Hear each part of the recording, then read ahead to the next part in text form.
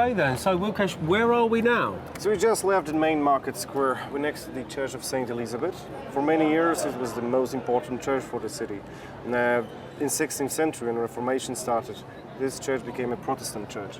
It was taken from like the Catholics into the Lutheran community, and for many years Wrocław was Lutheran in about 70%. Everything changed in 1945 with the change of population. Polish people arrived here. This church became again a Catholic church, the army church, so-called, the garrison church. When there's any celebration of holidays connected with army, with saints, patrons of army, or things like this, there will be a mass there prepared especially for the occasion. And just this week there will be one of the Catholic holidays that we'll be celebrating with. This area will be prepared. There will be Bible read here, and the area will be prepared by the soldiers that study and serve in Wrocław. Okay, so each one of those sort of religious days, should we call them, there's something significant happening here. So is this like the most significant church in Wrocław then? Or? For many years there were like two different worlds in Wrocław. There was the Catholic one, and they are located on the Church Island, so-called. Even the island is called Church Island, right? It was area that was secluded from the city. It was owned by the church, ruled by the church. It's a little bit like Vatican in Rome. Okay. And the rest of the city, most of it, would be Protestant, Lutheran. In 1945 it changed, and it was a church that was used by the richest citizens living in the city. Because back in the days, every church got a little bit different purpose. There was a church for the group, intellectuals. There was a church for hierarchy of the church. There is a Protestant church here for the rich citizens. So if anyone famous would come to the city, or anyone important, the city want to welcome them, the first way to make a mass would be here, in this church. Okay. And now it's a Catholic church, not Protestant anymore, and it's used by the army. Not in a way they do maneuvers there, but it's important for the soldiers and the community. So the soldiers attend mass in this particular For example, church? yes. It's also used by the regular citizens. Okay. So it's not like closed. It's a church. It can't be. Yeah, I guess the democracy kind of develops in that sort of sense then. Yeah. It changed from medieval times. This church, one thing here that is available for everyone is that you can enter the top of it. You can climb the stairs. It's 304 stairs, so your legs probably will be pretty tired. And what's the view like? You get a nice view. Oh, the view is really amazing. So I think it's worth. There's a little bit of CrossFit or something like this just before resting. So it might be interesting. Okay then, very nice.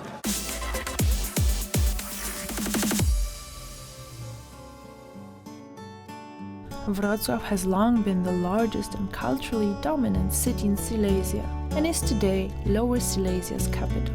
The history of Wrocław starts at a crossroad. It was one of the centers of the Duchy and then Kingdom of Poland, and briefly, in the first half of the 13th century, the center of half of the divided Kingdom of Poland. German settlers arrived in increasing numbers after the 1241 Mongol invasion, and Wrocław eventually became part of the Kingdom of Bohemia. After the War of Austrian Succession, the city and region were added to Prussia and later part of the German Empire. After World War II, Wrocław and most of Silesia were transferred to Poland.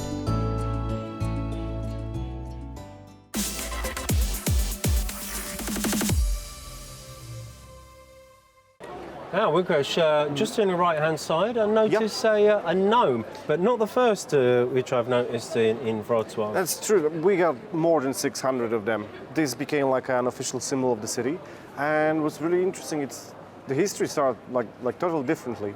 It was a symbol of the opposition movement that started here in Wrocław in the middle of 80s. It was something completely different than the regular opposition. You probably heard about Solidarność, the Solidarity movement, fighting for workers' rights, freedom of speech and democracy. Yeah. And a group of students here in Wrocław, they thought it's important what they do, but it's boring. They wanted to have fun. They start to perform on the streets. They're making happenings and flash mobs. You know what's a flash mob?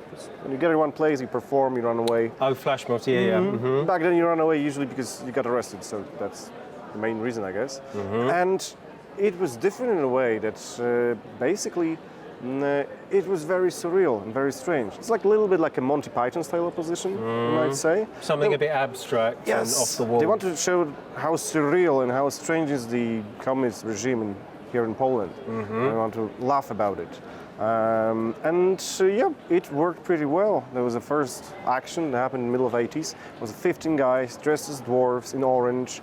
People were like, what's happening? What's going on? And they started to find out, and they really liked it. They started to join them. It started to happen in other cities, in Warsaw, Kraków, Gdańsk, Łódź. You can also find groups of dwarves and doing like their actions there. And when communist times ended, almost at the end of the communist times, there were like 15,000 people even gathering together just to do something. And when it ended, the dwarf movement ended as well. So they commemorated them with the first statue in 2001. And that would be all. Well, they thought it would be a fun thing to put 15 more on the streets. The one that we've just seen is one of the first. We're connected with street names and district names. This is the old medieval prison right here that we walk next to it. So we got a prison street. And it worked pretty well. Private sector was like fascinated with them. And they just start to put them more and more. Now, 600. It's pretty crazy. Wow. Are they still adding them all the time? Or? All the time.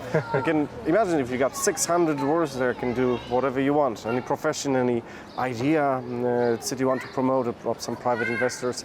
There's a whole process you need to go to get your dwarf. So has it been a little bit corporatized or something? People are losing. It's like the